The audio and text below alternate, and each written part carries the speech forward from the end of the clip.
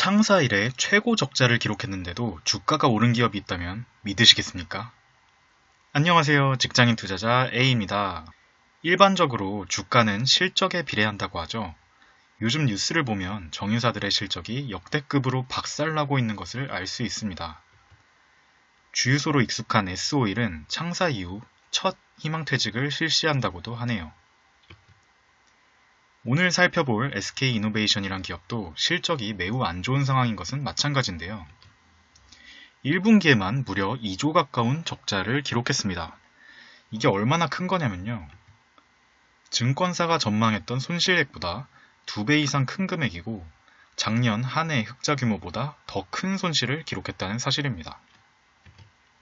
그런데 놀라운 사실은 실적 발표일에 주가가 올랐다는 것이죠. 예? 도대체 왜 그랬던 걸까요? 지금부터 이유를 하나하나 파헤쳐 보시죠. 자, 시작하겠습니다. 첫 번째 이유로 적자의 진짜 실체를 따져봄으로써 주가가 오른 이유를 짐작해 보려 하는데요. 바로 유가 급락으로 전사의 재고평가 손실이 1조 1000억 원, 즉 절반 이상에 이르렀다는 사실입니다. 참고로 재고평가 손실이 뭔지에 대해서 간략하게 쉽게 설명드려 보겠습니다. 유가가 급락하기 전인 일반적인 상황에선 SK이노베이션이 팔려고 가지고 있던 재고가 40달러 가치를 가질 때 이를 고객에게 60달러에 판다면 20달러의 수익이 발생할 것입니다. 그런데 유가가 급락하면 실제 판매는 일어나지 않았음에도 시장에서 판매되는 가격인 20달러가 나의 재고 가격인 30달러보다 10달러 낮게 되는 현상이 발생하고 이 10달러만큼을 회계처리 기준상 재고평가 손실이 발생했다고 기록합니다. 만약 유가가 다시 급등하여 시장 판매 가격이 재고 가격보다 높아지면 그만큼을 다시 재고평가 이익으로 되돌리기도 한답니다. 이해 안 하셔도 상관없습니다. 다만 기억해야 할 것은 물건을 실제로 판매한 것이 아니라 단지 유가가 급락했기 때문에 손실이 발생한 것처럼 보인 것인데 그 액수가 우리가 알고 있는 손실 액수의 절반이 넘었다는 것입니다. 아마도 시장은 이에 대해 이렇게 생각했던 것 같습니다.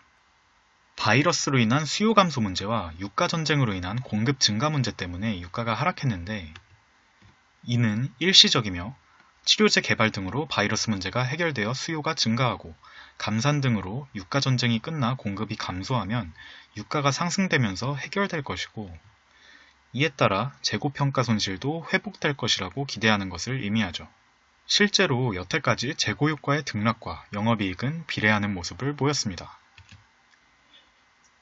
두 번째 이유는 유가 상승 시에 정제 마진이 확대될 것이고 이로 인해 실적이 좋아질 것으로 기대하기 때문일 것입니다.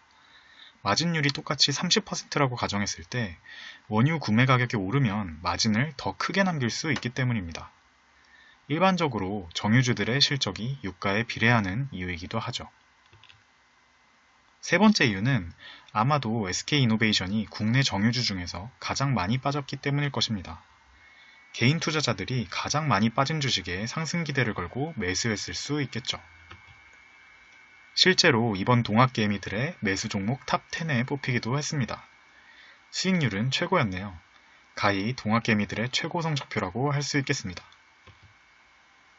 네 번째 이유는 타 사업에 대한 기대감이라고 볼 수 있을 것입니다. 화학사업은 일반적으로 유가 하락 시에 원재료 가격이 하락하기 때문에 실적이 일시적으로 개선되기도 합니다.